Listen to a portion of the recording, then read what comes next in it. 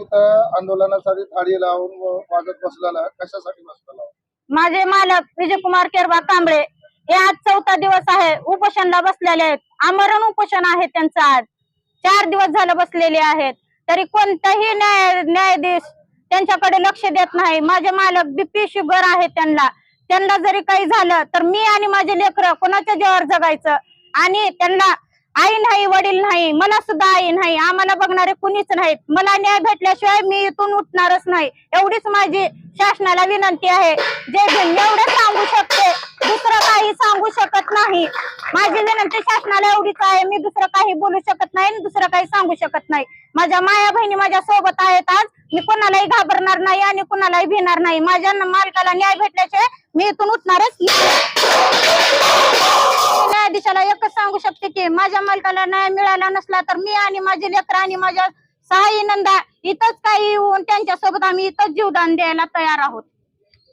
तसं आता इतके दिवस झालेला आताही आम्हाला फायदेच. आम्ही सगळे बसणार आहोत. तसं आहे, आम्ही ना बहिणी जाणार नाही ना लेकरं जाणार नाही. त्याचे दोन्ही लेकरं इथं मुर्दा पडू द्या. आता सगळ्याच होऊ द्या. रोडवर कुठे बसलेले एकासाठी सगळेच. त्यानं तर आता लयच कमी कृष्टीला आले. म्हणजे बीपी आहे, शुगर आहे. जीवदान देते माझ्या जर लेकराला आणले भेट करणाऱ्या ती लोक गावचे सुद्धा येणं झाल्यात आणि ह्या नवी सरकार बी येणं झालाय. बनसुडे साहेब सुद्धा येणं झाल्यात. तर हे कशाला आहे? न्याय कशाला? हे कोर्ट कशाला आहे? तहसील कशाला आहे? न्याय नाही. ते इथं विनाकारण पडले, त्याला आरोपी केले, त्यांनी मोरी केले आणि माझ्या लेकराला न्याय देणं झाल्यात. तर हे तहसील कशाला ठेवलं? इथं बांधून एवढी मोठी कुणी दखल घेणं झालंय त्याची. मग काय करा आता? आम्ही इथंच मरता. आज जर न्याय भेटणार झाली तर आज इथंच जीवदान आहे.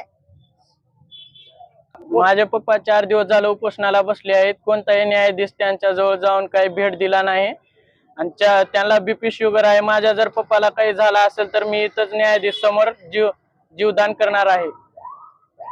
आज 4 दिवस झाले माझे पप्पा उपोषणाला बसले आहेत. आमरण उपोषण चालू आहे. कसल्याही प्रकारचे न्यायाधीश त्यांना भेट दिलेली नाही, कसलीही कारवाई होत नाही त्यांच्यावर, त्या गुन्हेगारावर. विजयकुमार कांबळे आम्ही दोघं चुलत भाऊ आहोत.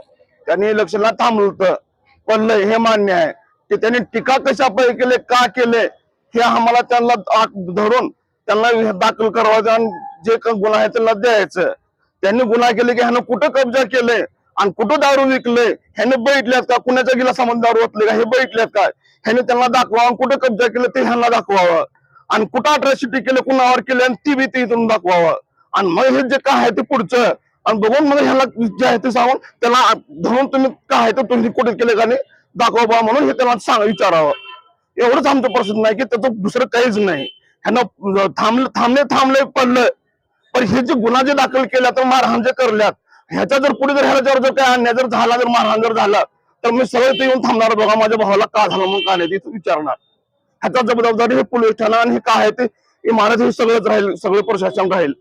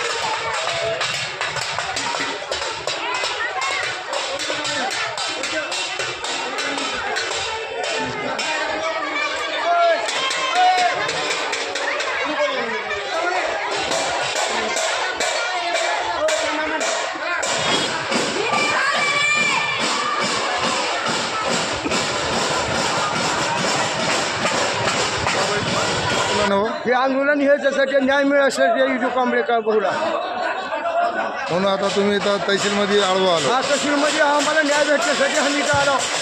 शासनाने बी येऊन आम्हाला भेटावं लागेल का नाही त्याला. जर आता तुम्हाला न्याय भेटला नाही तर काय करणार तुम्ही? काय तर बघा इथं थांबलो आम्ही त्यासाठी थांबलो आम्ही.